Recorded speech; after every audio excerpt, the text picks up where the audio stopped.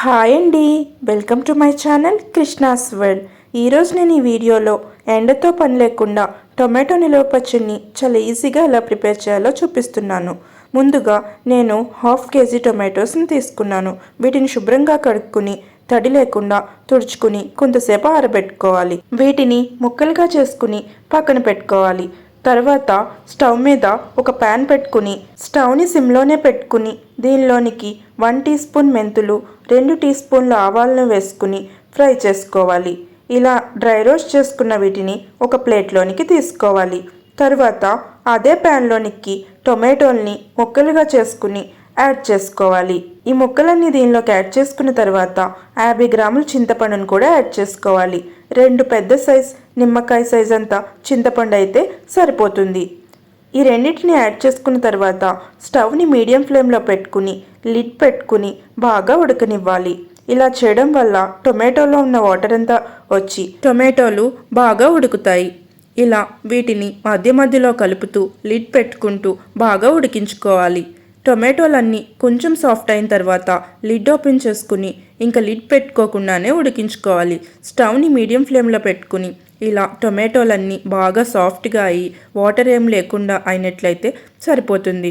Stove off చేసుకుని పక్కన పెట్టుకుని కొంతసేపు చల్లారనివ్వాలి.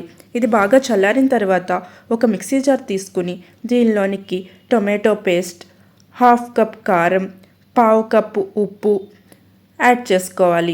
ఇంకా 1 టీ స్పూన్ పసుపు, 1 టీ స్పూన్ మెంతి పొడి, 2 టీ స్పూన్లు ఆవాల పొడి, 1/4 కప్పు వెల్లుల్లిని వేసుకుని మిక్సీ పట్టుకోవాలి. ఇది స్మూత్ పేస్ట్లా ఉండేటట్టు మిక్సీ పట్టుకోవాలి. ఇలా ఉంటే సరిపోతుంది. తర్వాత స్టవ్ ఆన్ చేసుకుని ప్యాన్ పెట్టుకుని దీనిలోనికి 200 ml ఆయిల్ వేసుకోవాలి.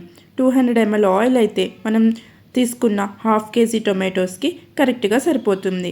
దీనిలోనికి 1 టీ స్పూన్ శనగపప్పు, 1 టీ స్పూన్ మినప్పప్పు, 1 టీ స్పూన్ జీలకర్ర, 1/2 టీ స్పూన్ ఆవాలు, కొన్ని వెల్లుల్లి రెబ్బలు, ఎండుమిర్చి, కరివేపాకుని వేసుకుని బాగా ఫ్రై చేసుకోవాలి. ఇలా పోపు అంతా గోల్డెన్ కలర్లోకి వచ్చిన తర్వాత దీనిలోనికి ప్రిపేర్ చేసుకున్న టొమాటో పేస్ట్ని యాడ్ చేసుకోవాలి. ఇలా టొమాటో పేస్ట్ అంతా దీనిలో వేసుకుని 2 to 3 minutes బాగా ఫ్రై చేసుకోవాలి. ఇలా ఫ్రై చేసుకోవడం వల్ల టొమాటో పచ్చడి అనేది చాలా రోజులు నిల్వ ఉంటుంది. ఇంకా టేస్ట్ కూడా చాలా బాగుంటుంది. ఇలా 2 to 3 minutes ఫ్రై చేసుకున్న తర్వాత స్టవ్ ఆఫ్ చేసుకుని చల్లారేంత వరకు పక్కన పెట్టుకోవాలి. పచ్చడి అనేది బాగా చల్లారిన తర్వాత ఒక ఎయిర్ టైట్ కంటైనర్లో పెట్టుకుంటే 1 month పాటు నిల్వ ఉంటుంది. మీరు కూడా ఈ రెసిపీని ఒకసారి ట్రై చేసి ఎలా ఉందో కామెంట్ చేయండి. మరిన్ని రెసిపీస్ కోసం నా ఛానల్ని సబ్స్క్రైబ్ చేసుకోండి. Thank you for watching.